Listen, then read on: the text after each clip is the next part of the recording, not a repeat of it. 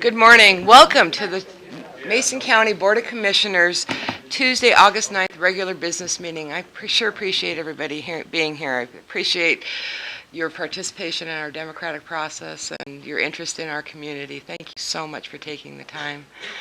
I'm going to invite Marilyn Vogler, one of our busiest advocates for this community, to lead us in the Pledge of Allegiance. I pledge allegiance to the flag of the United States of America and to the republic for which it stands, one nation, under God, indivisible, with liberty and justice for all. The best part about having a full house is that sounds beautiful when so many voices are saying it, isn't it? Can we have the roll call, please? Commissioner District 1, Randy Netherland. I'm here. Commissioner District 2, Tim Sheldon is absent. Commissioner District 3, Terry Jeffrey. Here.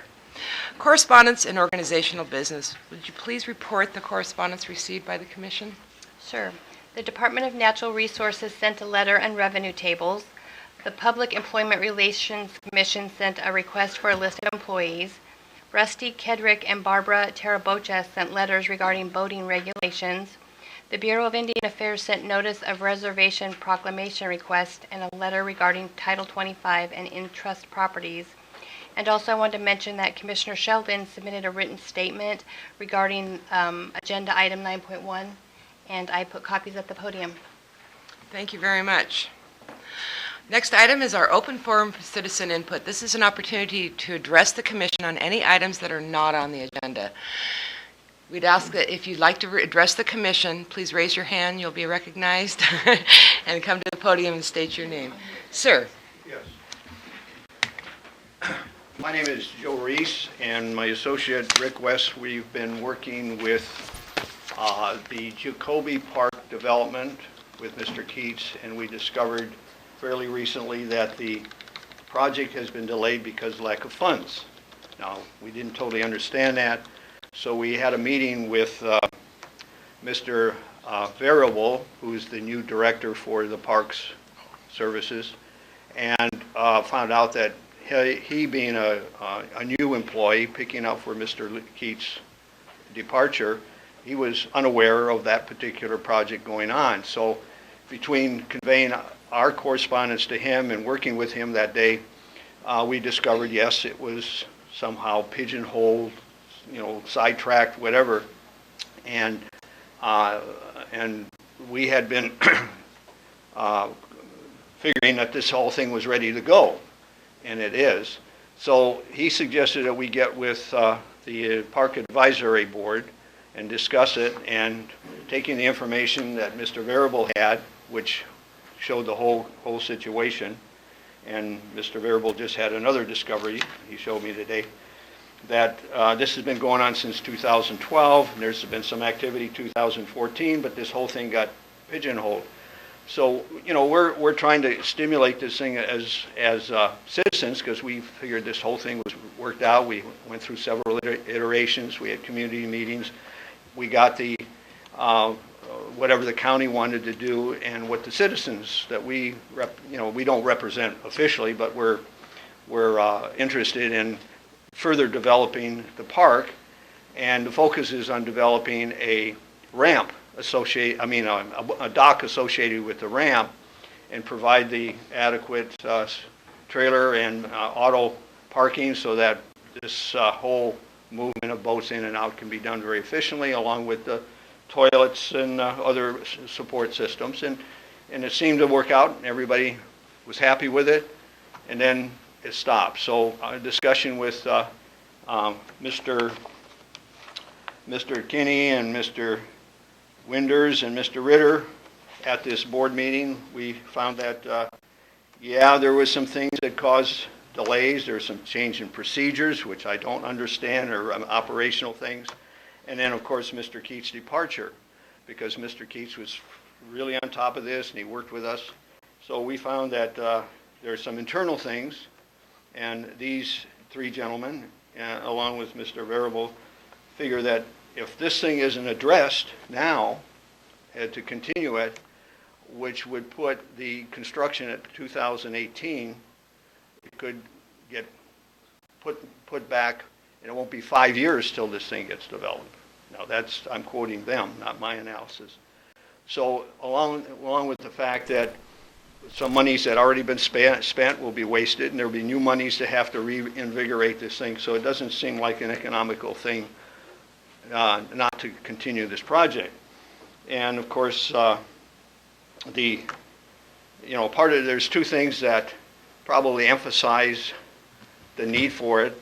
This park is in an area where it's low-income people, so it makes it easier for the local people to go fishing and bring their families. It's hard to load a boat without a dock. It's unsafe to try to put everybody while you're loading a boat. So having a dock associated with the ramp it's worked out very nice. The other thing is that there will be a new activity that's going on in the inlet right now is kayaking. So it'll be a nice focal point to bring the kayakers in, easy ingress off the water. So our concern is to try to impress you people, to help these gentlemen to see this project get moved through, hopefully efficiently, as proposed. Madam Chair?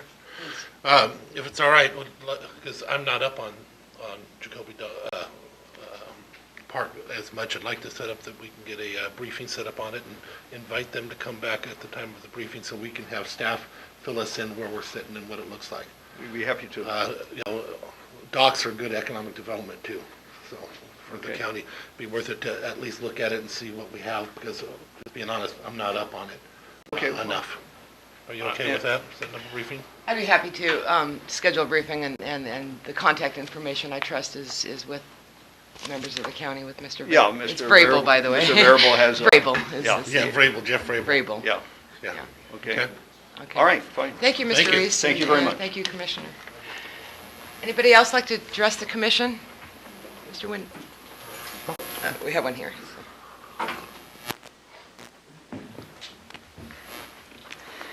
Hi, my name is Monty Ritter. I'm on the Citizens Advisory Board for our Parks and Trails Department.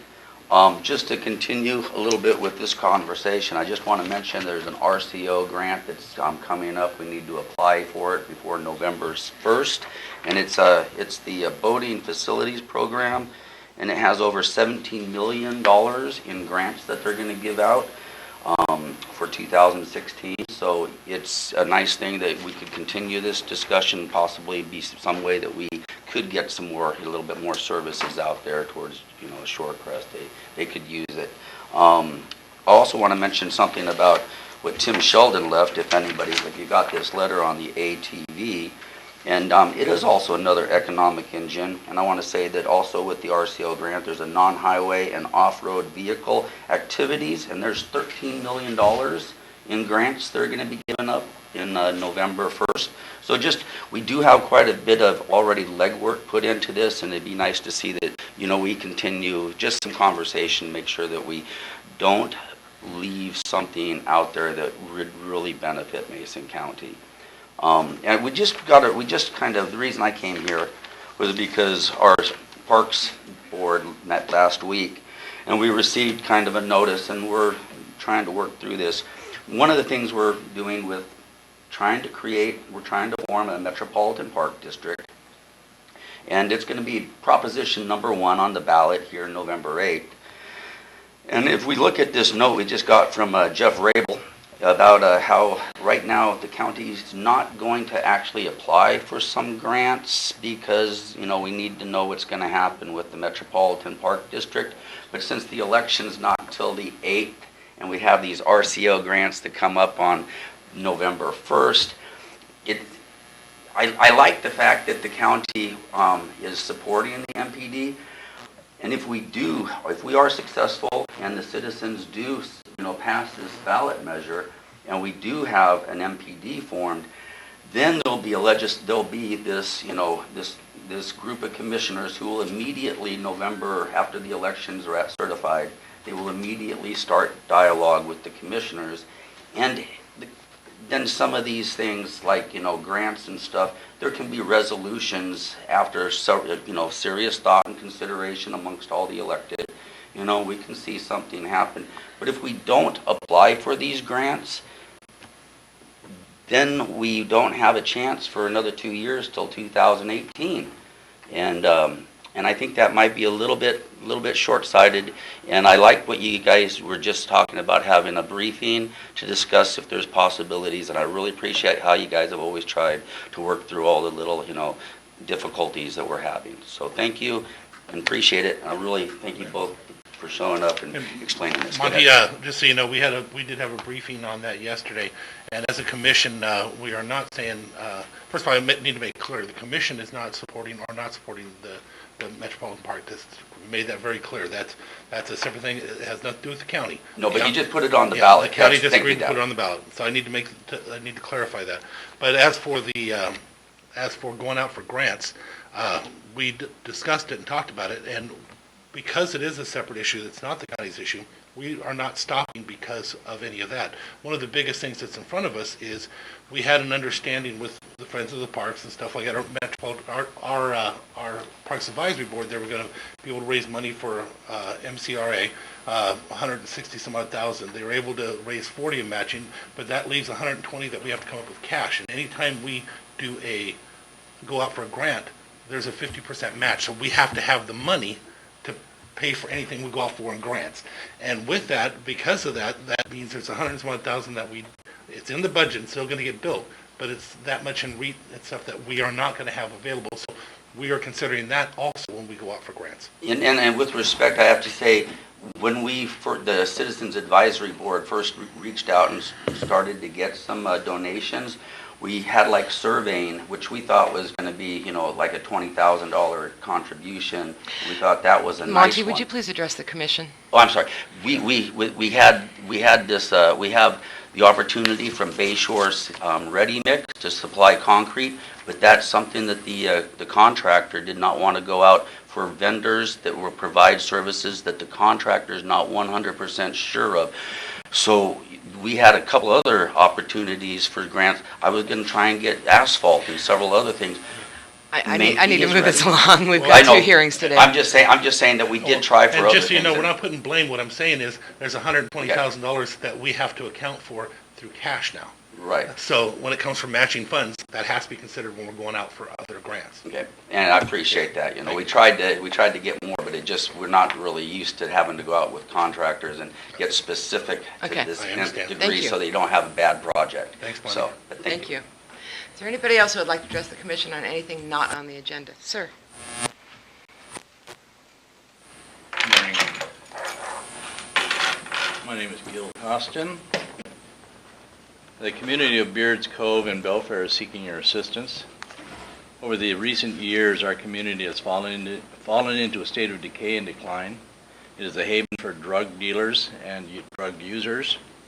Over the past year and a half, 5 dead bodies have been pulled out of 31 Northeast Sail-Off Court in Beards Cove, and we wonder why. Over the past, and that was a result of either heroin or methamphetamine overdoses. The location has been allowed to operate unabated in drug sales for the past 15 years, and we'd like to know why. Many rentals are now occupied by foreign nationals that do not understand the concept of one family per one dwelling. They live in squalor, and some of the homes are housing as many as 6 families, 20 plus people, in a 3-bedroom septic tank system. The properties that are owned by several banks, including Wells Fargo, are allowing squatters to reside on the properties and turn them into derelict disasters. One such property is 621 Northeast Larson Boulevard, which is owned by Wells Fargo and is out of remediation period. That's stated by the bank. In recent conversations with them and their law firm, they stated that they are not going to do anything about the property until it's sold to somebody else. In my opinion, they are a terrible example of corporate America and a neighbor. Multiple vehicles, both civilian and commercial, out of license and in derelict condition are parked alongside our roads on county right-of-way in Beards Cove within 30 feet of the center line of the road. Used to be, when I was president of the Homeowners Association, the sheriff's office would come and they would work with us and get those vehicles out of there. They will not do that anymore. These are just a few issues that exist within the community of Beards Cove. As newly designated chairperson for the Compliance Committee, I am seeking your help. We have contacted the appropriate county departments within the county government, seeking their assistance in cleaning up these derelict properties and issuing citations to owners of those properties that are in violation of existing county ordinances. The responses from these departments, Health Department, Public Works, Sheriff, are usually vague at best and sometimes just non-existent. All too often, we have received either, the response we received is either there is no county ordinance on the books to enforce the issues we have, or there's a lack of staff to enforce the ordinance that are already on the books. In both cases, we find that, again, unacceptable. A good example of one ordinance that does not exist is a county leash law. Again, in my opinion, there is no rational explanation for the lack of such an ordinance in this county. This is 2016, not 1916. In Mason County, if the Mason County Sheriff's Office can afford to recently purchase a $75,000 boat, then I would strongly suggest that the money could be better spent on animal control rather than adding another boat to their already two-boat fleet. And if any of the existing boats need repair, I can assure you they would spend much less than $75,000 in doing so. Respectfully, we don't need a Navy in this county or a Coast Guard. So we need boots on the ground. Commissioners, this is purely a matter of living within our means and fiscal prioritization. I will stop complaining now and go back to my original request for your kind assistance. We need your cooperation in the following. Number one, and I'll give you a copy of this so you don't have to jot it down. Bring into existence a county leash law that has teeth, no pun intended, and is enforceable. Bring into existence common sense and enforceable building and structure codes pertaining to both commercial and residential dwellings. Example, starting January 1, 2017, which is just an arbitrary date, all new dwellings, including mobile homes placed within Mason County, must be a minimum of 1,200 square feet with standard home siding and composition roofing. Abandoned vehicles and trash-filled properties are to be ordered to clean up within specified period of time if they refuse compliance. This is what we are now doing in Beards Cove, by the way. If they refuse compliance, they are fined for each week of noncompliance per each violation. Hire more enforcement staff for the departments that require enforcement staff. Establish greater law enforcement presence, please, that is designated specifically for the communities that make up Belfair. 5, demand that the Sheriff's Office exert major proactive effort in mitigating an awful drug trafficking that has been allowed to persist and grow within Mason County and specifically Beards Cove. 6, have the County Road Department or the Sheriff's Office cite and remove all unlicensed and derelict vehicles parked within the county right-of-way within the roads, on the roads within Beards Cove or even Mason County. This is just an arbitrary. 7, last one. Have the County Road Department please establish a no parking on all of Larson Boulevard and Larson Lake Road and place the appropriate enforcement signage there. Commissioners, I'm a rational person. I do understand that all of these requests cannot be immediately accomplished. I understand that fully. After all, it took many years to make it this way. However, many of these requests are not very difficult to accomplish if there is a willingness on the part of the commissioners and county government to assist us in North Mason, specifically Beards Cove. Beards Cove Community Organization Governing Documents Compliance Committee is ready and willing to assist the county in every way that is legally possible to accomplish these goals. We are at your disposal. We hope we can work together to make Mason County and the community of Beards Cove a great and safe place to live. Thank you very much. Thank you, sir. Mr. Costin, is that? Mr. Costin, I want to point out, you and I talked on the phone, as you Yes, know. we have. We have created 8 new deputy positions and increased the budget. We cannot tell the sheriff what to do, but I'm sure he'll. I understand that. He'll hear. Having worked for the sheriff's office, Yeah. I understand that. Okay, because I just want to make clear, we don't have that authority. Yes. But hopefully he'll hear what you're saying, and we'll make some efforts to do something. Thank you. Appreciate it. Thank you. Can I offer you a copy? Yes, please. All right. Does the secretary need one? Leave it too? with the clerk, Yes, yeah. all right. She'll, just leave it with the clerk and she'll get it to us. Thank you, sir. Is there anybody else that would like to address the commission? Mr. Winders?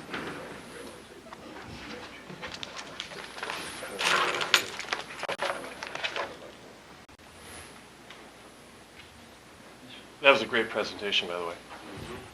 My name's Neil Winders, and I'm with Mason County Friends of the Parks. We're a nonprofit 501c3. And we're working on this MPD issue.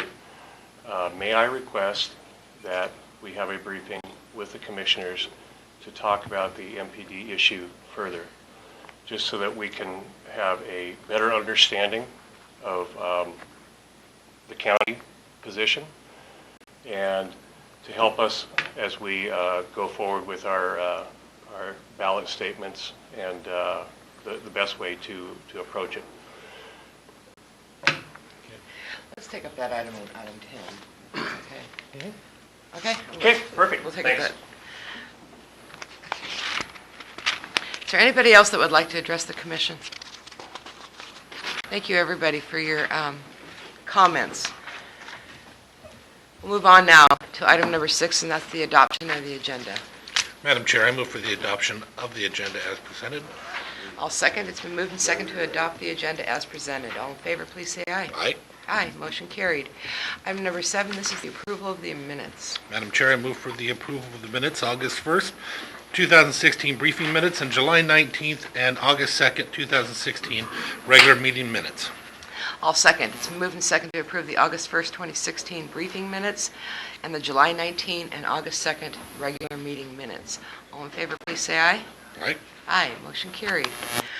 Finally, item number 8, the approval of the action agenda. The intention is to approve all these items under one motion and one vote. We will read through these items. Following the reading, you're invited to ask any questions on any of the items. Alternatively, you're invited to ask that any of the items be removed for a separate testimony and vote. Commissioner Netherland, would you please read items 8.1 through 8.3? Absolutely. Madam Chair, approval. Item 8.1, approval of McLean Cove Shellfish Protection District Plan as recommended by the Shellfish District Plan Work Group. Item number 8.2, approval of the Veterans Assistance Fund applications for utilities, $1,142.04, as recommended by the Veterans Service Office. Item number 8.3, approval for the board to set a public hearing for Tuesday, September 6, 2016 at 9:30 a.m.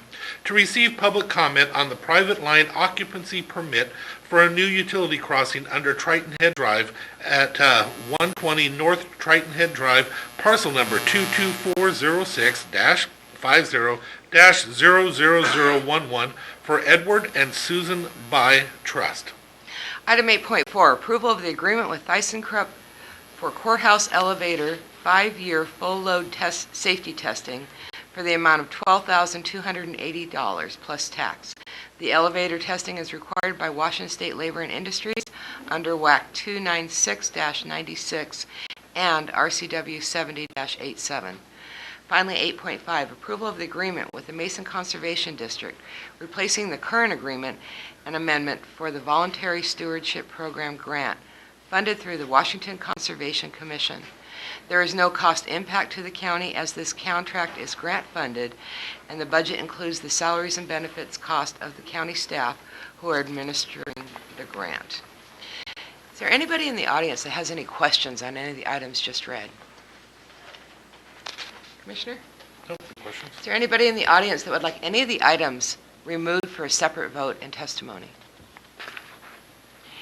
Hearing none, I'd entertain a motion.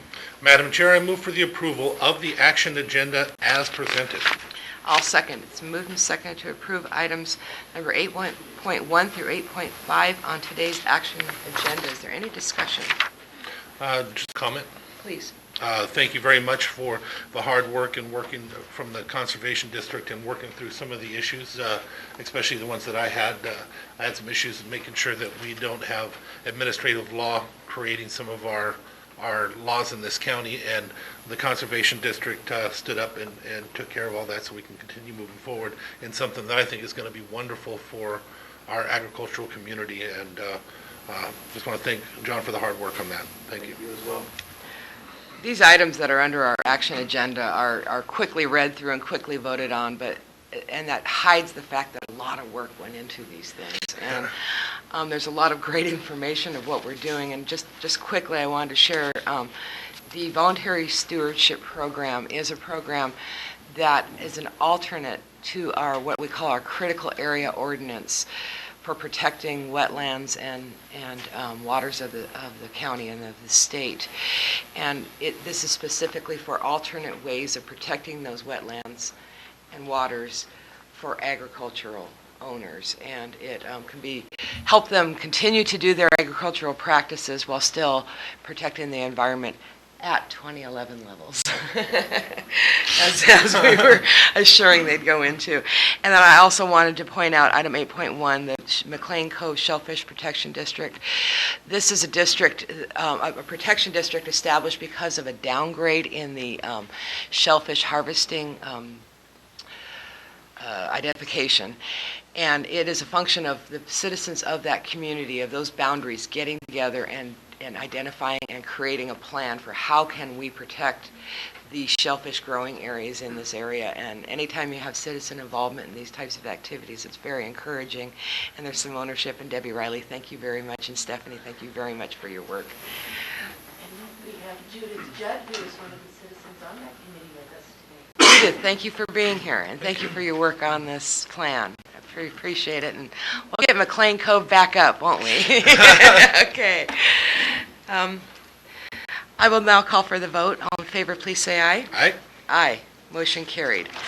We have 2 public hearings today, and so we are exactly at 9:30. Those public hearings are scheduled to begin at 9. We will start with item 9.1, which is a public hearing to consider amendments to Title 10 regarding ATVs, all-terrain vehicles on county roads. I don't see Staff Dave Smith, so Loretta Swanson, why don't you present this item? Morning. Thank you, Commissioners. Good morning. And Dave is off on vacation, but I would like to acknowledge that Dave was doing most of the heavy lifting on this and putting together the ordinance and putting together the information and working with our prosecutor's office. So, with that said, some time ago, we had a request before the board to look at allowing ATV use per state law up in the Tahuya area. And Public Works developed some information and researched that. And then again, recently, citizens came forward and again asked for, hey, can we enact locally the state law that would allow wheeled all-terrain vehicle use on county roads? And commissioners asked Public Works to draft an ordinance that would allow that, again, in accordance with state law. And so we have done that, and here we are before you today. The state law, do you want me to highlight anything about that, or do you have any questions, commissioners, about I think some of the details about about the type of equipment changes that need to have happened. Absolutely. I'd like to also give some kudos to the Washington State Wheeled All-Terrain Vehicle Association. They have a great website that makes it really easy to understand what type of equipment is needed, what types of special endorsements are needed, what makes you legal. And that can be one of the confusing things, I think, for folks is, how do I know I'm legal? And this website is really nice and easy to understand and easy to find. So one of the things that is required is a metal tag, and that shows easily to law enforcement and other folks that the vehicle meets the specifications and requirements. The other thing Department of Licensing has is a form that's required. And this form it shows that your vehicle has been inspected and certified to meet the requirements. It has a section that the owner fills out that says, I realize my wheeled all-terrain vehicle is not meant for road use, accepts liability and holds the county harmless for the use on the vehicle on county roads. So it's all there, ready to roll. Commissioners, so what does the vehicle look like? There are two types of wheeled all-terrain vehicles. One that is referred to as a utility type, and the other more of a standard, what you would think like an ORV, but not an ORV. So you need to have mirrors, you need to have brakes, you need to have turn signals. It has to have a certain wheel frame width, seat height. There's very specific standards for that are all laid out. Great, thank you. You're welcome. And then you did mention that this ordinance considers, and the state law only allows all-terrain vehicles on 35 miles an hour or less posted speed limit That roads. is correct. Yep. You are limited to roads that are posted 35 miles per hour or less. And so part of what needs to happen locally is if the commission approves this ordinance, then we are required to post on our website which roads are posted 35 miles per hour and less. We have a great big long laundry list of those roads, and to make it easier, we would produce or have produced a map as well, because it's kind of difficult to follow a long list. And again, if we do pass this ordinance, we would then also put links on our website to the Washington ATV website as well, so users can readily find that information. Thank you, that's very helpful. Commissioner, do you have any questions? Thank you very much. You're welcome. Ready to go. Okay, so we will open this issue for public hearing, and if you'd like to address the commission on this issue, please raise your hand. Sir, state your name and if you'd like, your place of residence. Name's Ken Nelson, Hoodsport, Washington. We're here to go over this ATV thing. I just want to reiterate a little bit what we've already said about adopting House Bill 1632 that was passed in 2013 that would permit all-terrain vehicles on county roads, like she said, with 35 miles an hour under. We've gathered over 175 signatures, which we've already submitted to you, and that was done in just a day and a half, and just in the Shelton area, so we could have gotten a lot more if we needed.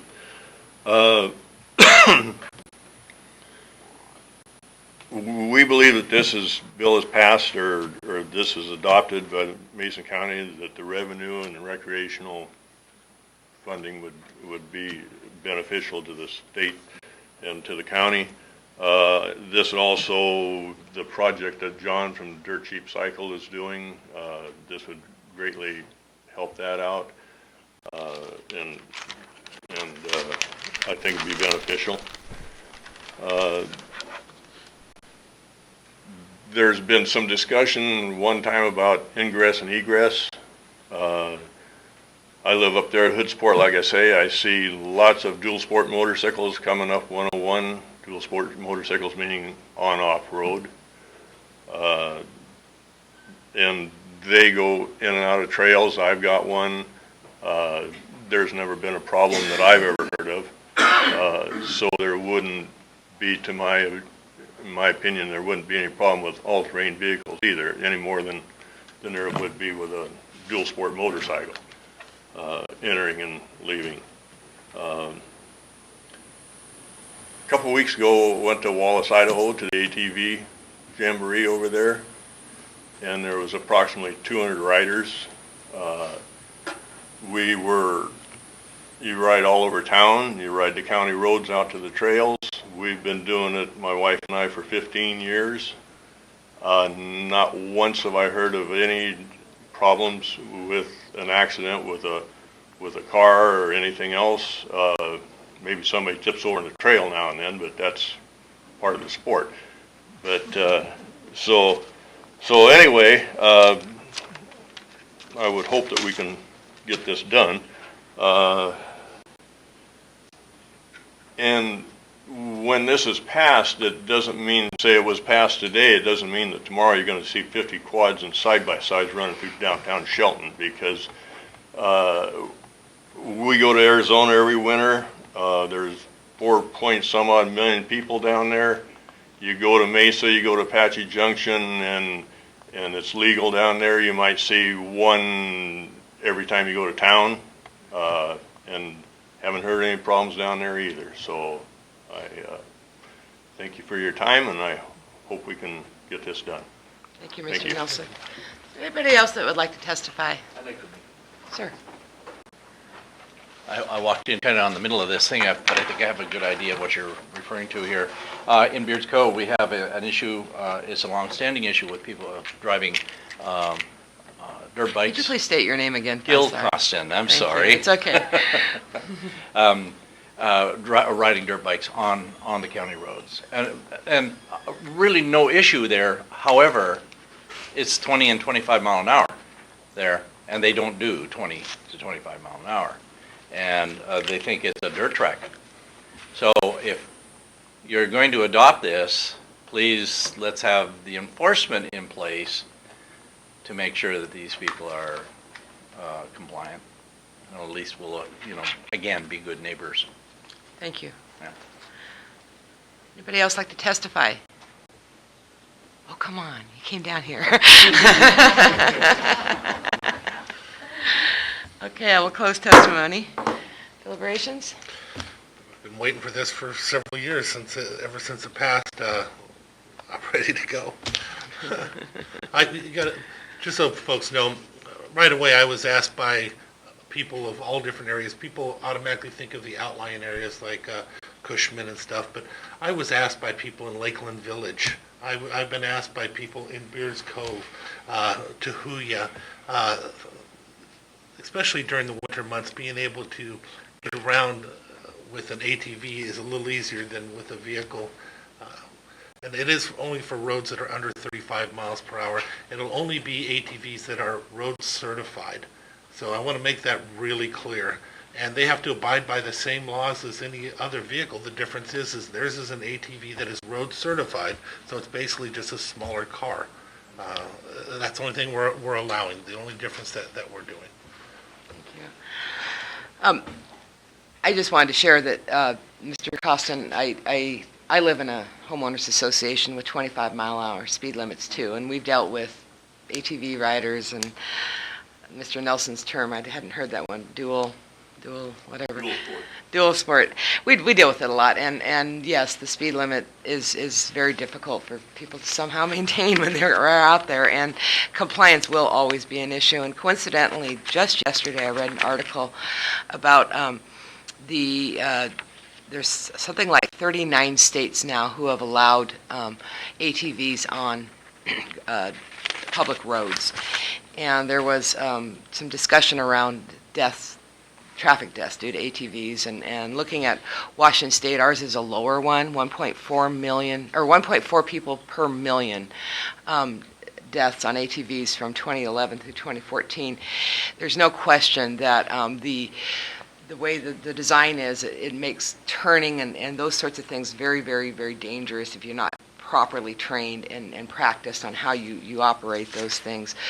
But nonetheless, many people get behind the wheel of a car and don't drive very safely either. So you just can't legislate good behavior. You can try, but you just can't legislate it.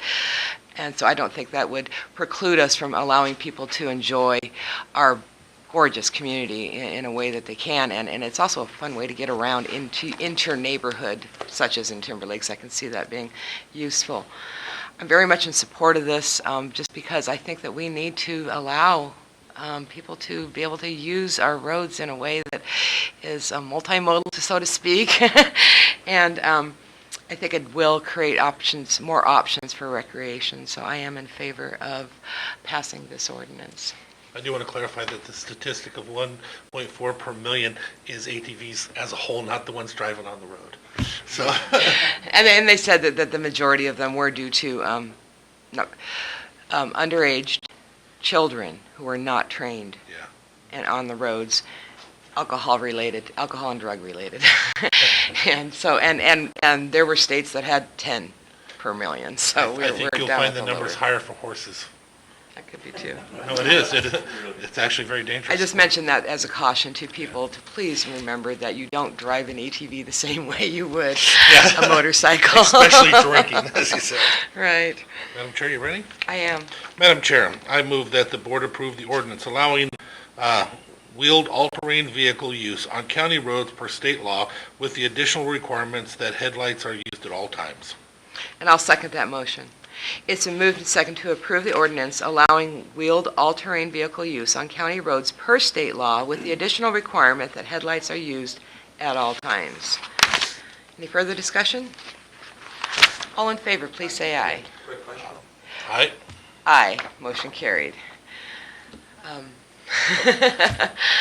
Would you allow a question? Yeah, you're Okay. the chair, huh? Okay. Question would be, if the state amends it, does the county's ordinance automatically adopt the state's changes? We did include language, we lost Melissa, Yeah. we did include language that does just references to the county or to the state law. Thank you. Yes. And we added the provision that wasn't in state law that you have headlights on at all times. We can do stricter, we just can't do less restrictive. So yes, we won't need to go back and change it should the state law change. Well, we'll have to look at it. I shouldn't say we won't, but we'll have to look at it. Just one point. That's what I wanted. And I do need to keep this. Okay. Okay. And I know you had a question? It was just a statement in support of this gentleman here who's talking about enduro motorcycles. The ones that are licensed for auto. Okay. In Beards Cove, we've never had an issue with those types of vehicles. It's been just the strictly off-road kids riding them. Okay. Thank you, Mr. Costin. We have a second public hearing, and this is the state building code updates. And we have, Barbara, are you going to address this issue? And I'll take a moment to allow folks that wanted to leave. Thank you, folks. Congratulations, and thank you for your advocacy. Thank you.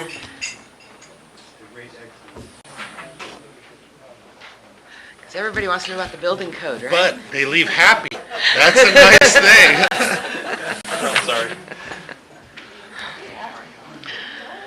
Okay, thank you. And who will be presenting this item? Is that you, or Mr. Wyndham, our Community Services Director? Thank you. Okay, good morning, Madam Chair. Next item is a public hearing to consider the adoption of the 2015 State Building Code updates. I'll start with background. Under RCW 1927, State Building Code is in effect in all counties and shall be adopted by reference to include the International Building Code, International Residential Code, International Mechanical Code, International Fire Code, Uniform Plumbing Code, and standards for making buildings and facilities available, accessible, usable by individuals with disabilities or elderly persons, and the state's climate zones for building purposes. A lot of stuff. Mason County adopted the State Building Code in 1975 and continues to keep it current with the state's regular amendment cycle. The public hearing is to review and approve an ordinance adopting updates. Are for the 2015 State Building Code update. And we do recommend that this ordinance pass. And I have brought with me staff to answer questions. Okay, thank you. Are there any questions for Mr. Wyndham? Mr. Watson, is this testimony or question? Just a question. Have you referred the public to the adoption of the county codes that are in the library, which states that electrical going back to 1897 supersedes all other codes? And to answer your question, I haven't. Do you have an answer for that part? That's not one that's popped up to me. No. No, I mean, So they are available in the library? Yes, Okay. down in the basement. Okay. Okay, thank you. All building, electrical, plumbing, et cetera. Okay, thank you. Thank you, Conley. Is there any other questions of staff? Marilyn Vogler. I know I've been following the issue of the minimum habitable room size, which in the 2000, well, whatever the most recent was 120 square feet. I know at the national level, they adopted a minimum 70 square feet. They removed that 120 foot requirement. That was adopted by the state. I haven't been able to verify whether the county is at this point adopting that reduced minimum room size or not. Do you know? I don't know, and I think part of that addresses the concept of these tiny houses, Yes. right? So, and there's a lot of state code that's going to have to be adjusted before tiny homes can really go forward. Part of it will be the septic system piece of that will have to be addressed at the state level. Because even though the tiny homes, so the square footage may have shrunk, they're still required to have a septic system size for a two-bedroom house. I didn't know that. Yeah, the septic system requirements have not changed in accordance with what the building code has changed. But a primary consideration is this room size. And I just asked, and we couldn't verify whether it's in what you're approving today or not. We don't know. So you can confirming that it is an optional? That I don't know. I talked with the building code people in Olympia yesterday, and they said it was approved at the national level, approved at the state level. But I haven't been able to verify. Is this a question? Yes, we adopted it. We adopted it. Okay. So the minimum house size or building structure size is what now? It had been that every residence had to have a room at least 120 square feet. That has been removed so that a residence can be lived in with a room, a minimum of 70 square feet. Okay. And my thank staff you. is nodding that they have found it. Yes. Correct. With the Okay. exception of kitchens. Okay, thank you. Are there any other questions for staff? Mr. Costin? I have a question. Gil Costin. With regards to tiny houses, if anybody's watched the program, they use composting toilets. I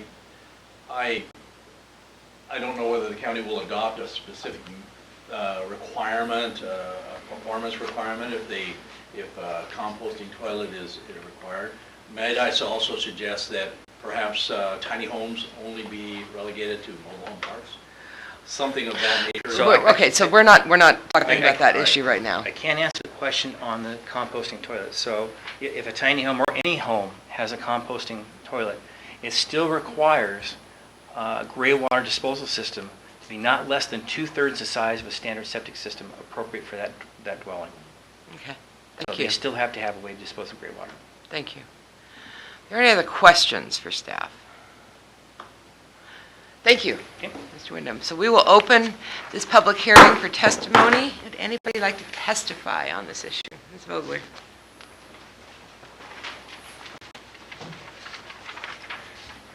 Commissioners, thank you so much for the chance to testify. As I said, I've been following this issue of minimum room size and what is necessary to allow tiny homes to be legal. People have gotten around this in past by putting them on wheels and making them RVs, which leads to other complications.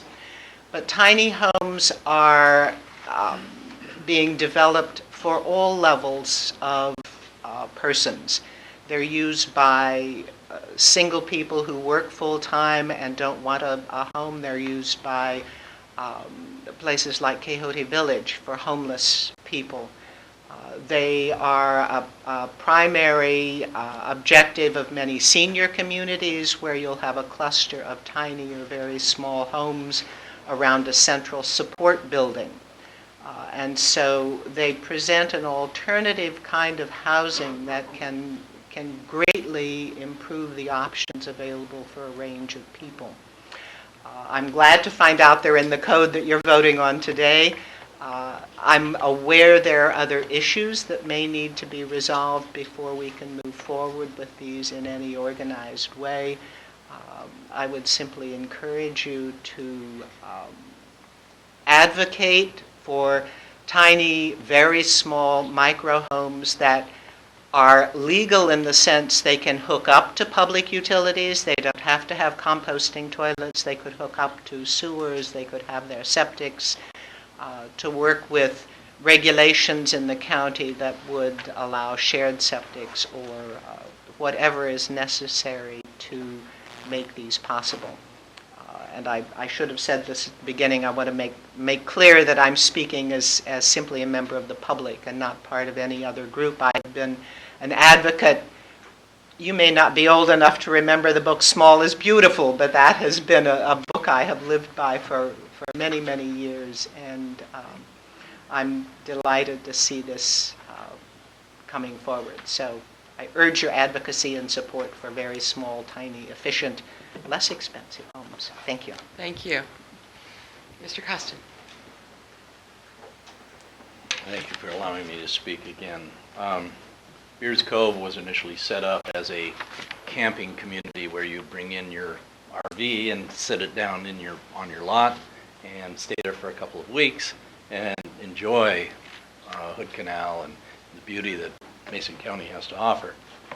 It has since gone to a bedroom community, and we have noticed that, unfortunately, the tiny home scenario, as you so eloquently put, it just hasn't. It's created blight more than anything else.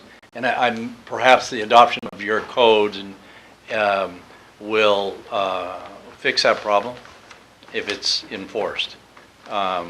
We don't object in Beers Cove to, as far as the compliance committee is concerned, we don't object to tiny homes at all, as long as they're well maintained, as long as they are sanitary, and as long as they just don't fall into derelict conditions. The thing about a tiny home, ma'am, is that it could even be a travel trailer, because a travel trailer is hooked. You can hook a travel trailer up, most of them or a lot of them, up to a sewer system or to a septic system.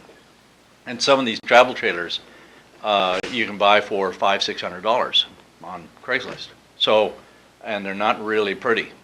So this is the issue we have, and we hope that when you do adopt, if you do adopt this, bring this into the county rules, that there are specific guidelines with regards to, visual enhancement of these tiny homes.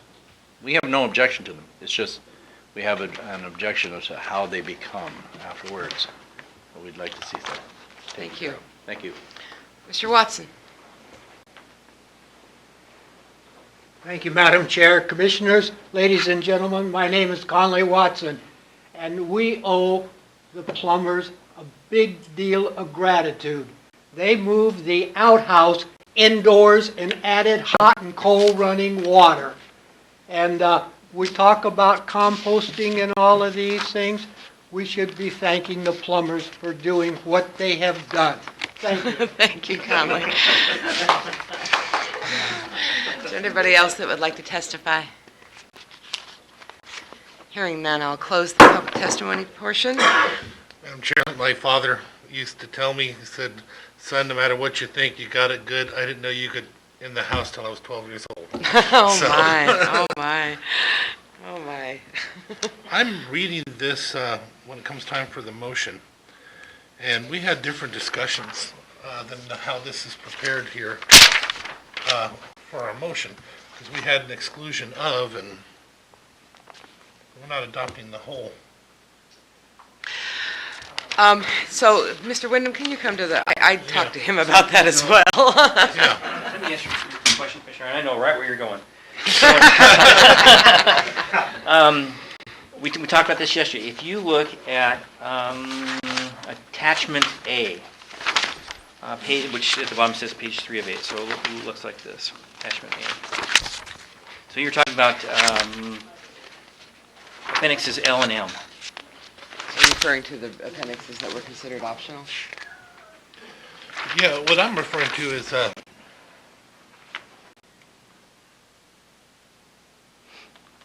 the way it reads for us, just to share with the public, the Mason County Board of Commissioners hereby adopts by ordinance the 2015 State Building Code updates in Mason County's Code Title 14, Building and Construction under the authority RCW blah, blah, blah.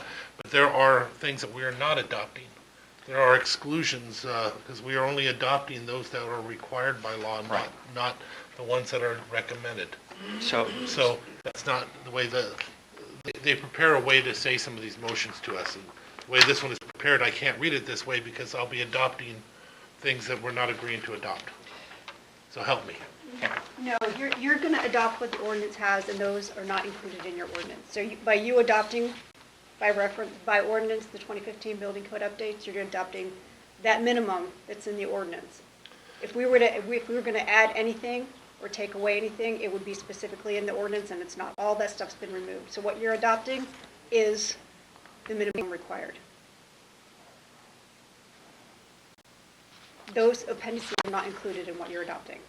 So I don't need to change that. I understand that. It's the wording of this motion, though, that doesn't cover that.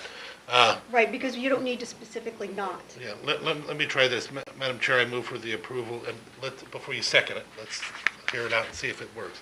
Madam Chair, I move for the approval of the adoption of the mandated two ordinances in the 2015 State Building Code updates, Mason County Title 14, Buildings and Construction under Authority RCW 19.27.031.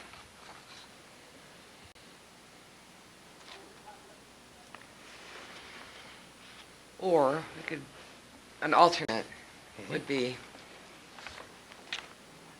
by ordinance, hereby adopt by ordinance 2015 State Building Code updates as outlined in attachment A of and Title 14.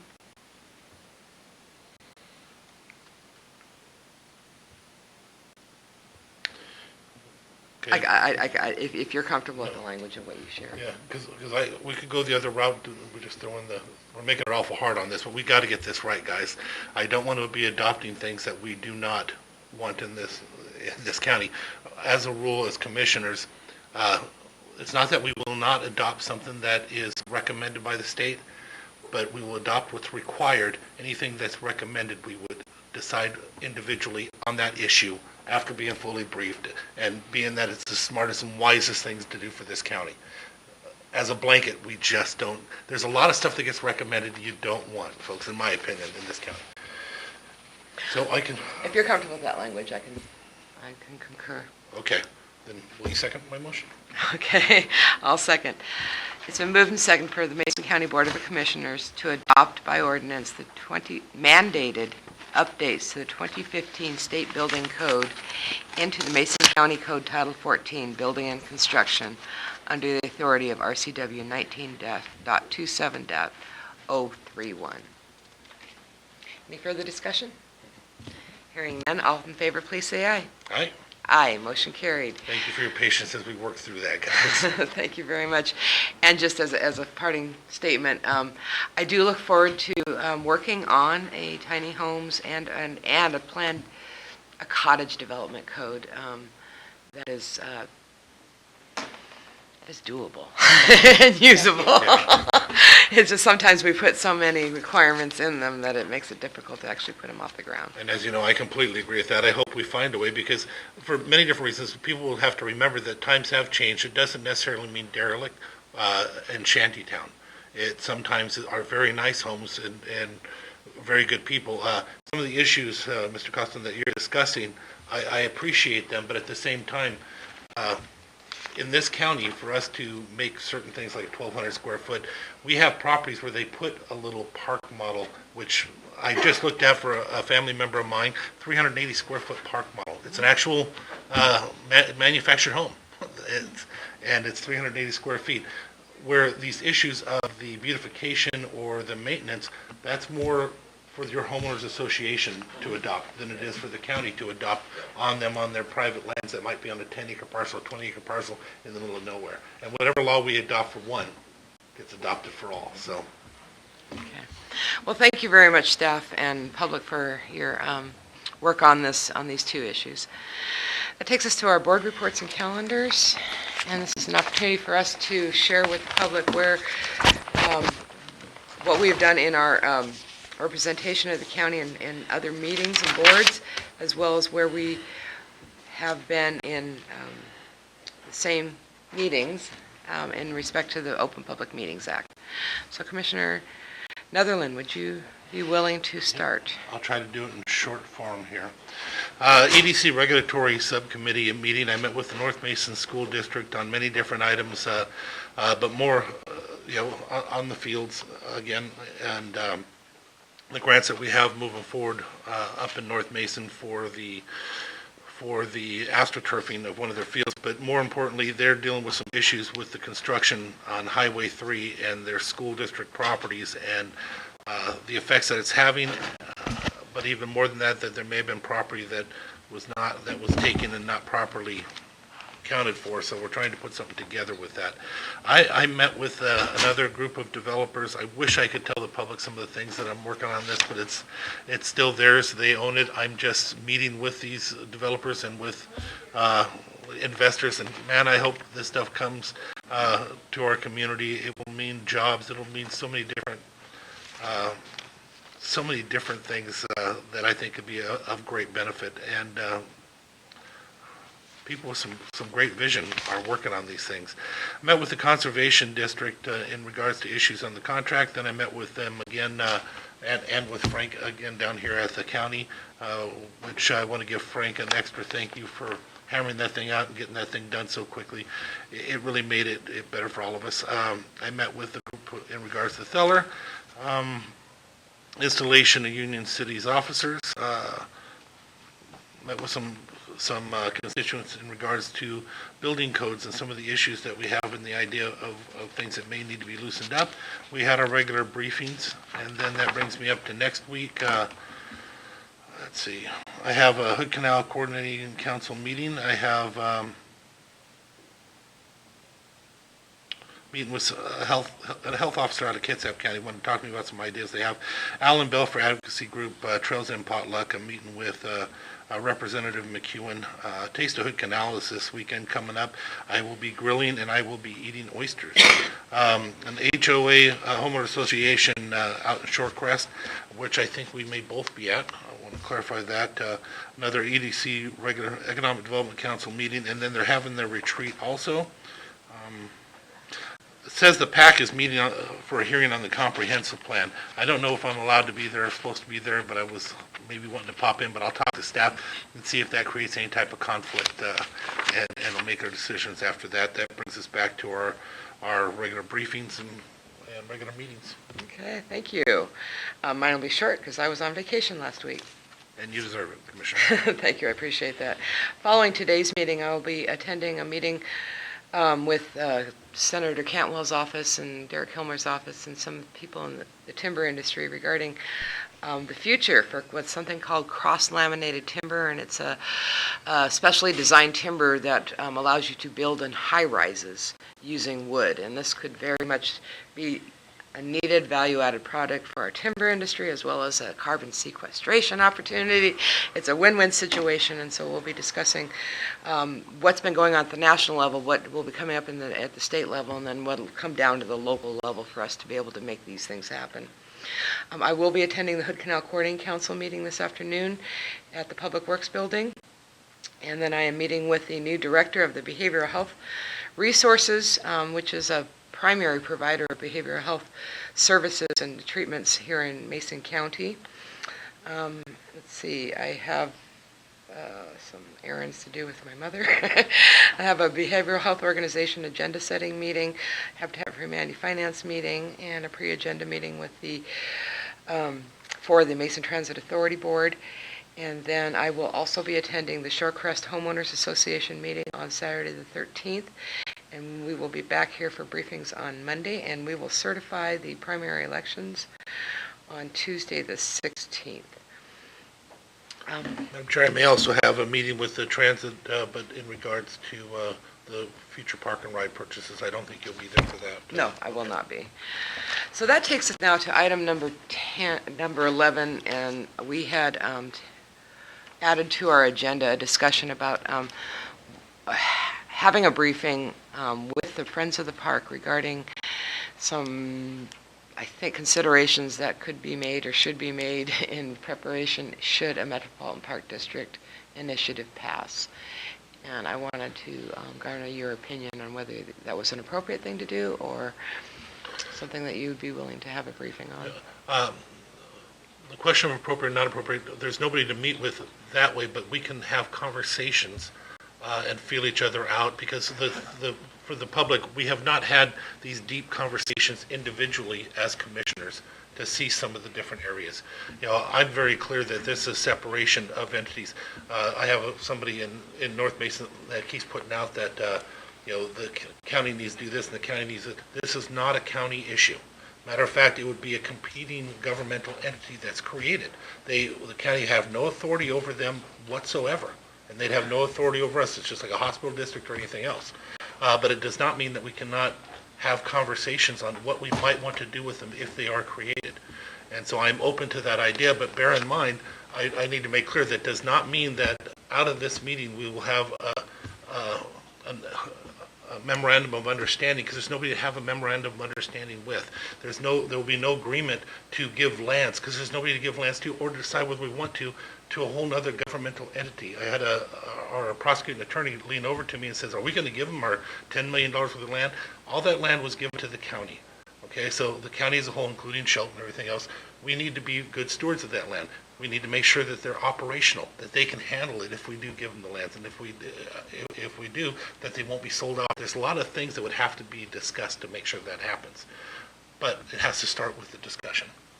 So I know that's a big soapbox thing, so I would be open to the idea of having discussions, as long as we understand that we can't enter into any of these agreements. This is just discussions about ideas and maybe ways to capture and move forward some of the plans that we may have in this county. I've been a big advocate for trails, and especially up in the North Mason area. I'd like to find out what some of the ideas are. I hear currently, as of today, they have 3 people that are intended on applying. Doesn't mean they'll win, doesn't mean they'll go in, but at least that's 3 people to start to have a conversation with, along with our Parks Advisory Board.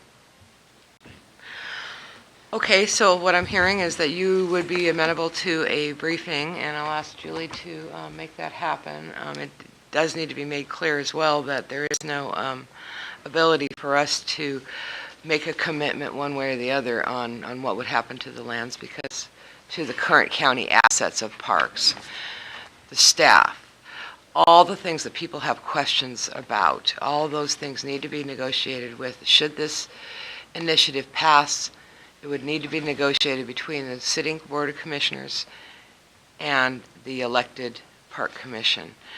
And to make an obligation to an entity, as Commissioner Netherlands says, that does not exist, that it doesn't make a lot of sense. I think it would give some idea of where the current sitting commission feels about what they would do. But we will definitely have a different commission as of the first of the year. And so, but this discussion can happen. Just the expectations need to be very, very limited regarding what can be committed to. Okay? Yeah, and I do want to point out there's different ways. This committee may choose something completely different than anything anybody's talking about or thinking about. The city of Tacoma. Most people probably don't realize that Point Defiance is a park that is owned by the city of Tacoma. And then it is leased and operated by an agreement, not of the transfer of the land, but operated by their parks district. The city of Shelton, who gave all their parks right to the district, which is a different kind of concept, is also the board for the parks district. So they never actually moved the property from their own control of the city. There's different options that do occur out there. So those are the things that the new board or a board, if created, has to think about. Okay, are there any, department heads that would like to address the commission? I may have one item. Okay, please. I think we have another. So, Wow, it's a Dave, big day. Dave Linda, Mason County Community Services. I'm putting on my public health hat today. In the past, pain management has been an issue that's gotten complicated with state regulations. So over the last few years, we've had pain clinics that have cropped up in order to address those items specific to pain management. And much of the other resources were left behind and no longer exist in primary care. A lot of that's been shifted to pain clinics. Recently, the Seattle Pain Clinic medical director has had his license suspended. So Department of Health, DOH, has shut 8 pain clinics. That's thousands of patients across Puget Sound. Where it affects us is we have one in Kitsap and one in Thurston County. So Department of Health, we had a phone call this morning looking at, of those patients that went to those clinics, there are some that have critical need for pain pumps, and then some of the medications they get through the pain clinics, they're not able to get through their family provider. So Department of Health is going through trying to identify those patients and trying to work them back into some place where they can get treatment to continue those things. And some of these are life-threatening situations. If they don't get back into some sort of a program where they can obtain those medications, they're going to have some real issues. Department of Health is working, like I said, to identify those people and get them into treatment. And they just started the conversation with Public Health this morning as what Public Health's role is going to be. And essentially, it just as a partner in trying to find organizations that do this kind of work. Okay. So, Could you imagine you're going through cancer, you're in sheer hell, and you're using one of those pumps and not being able to do that for your last days would be right. So it's unforgivable. It's a very big issue. We're working at Department of Health, may be able to give us at least a number of patients in Mason County that are affected. Obviously, for HIPAA reasons, they can't give us names, but they can give us numbers, and they're working the issue at their end. Thank you for being on top of that. Thank you very much. We have one other department head. He says he doesn't have anything to report. So is there any other business to come before the commission? Madam Chair, I move we adjourn. Adjourned. Thank you. Thank you, everybody.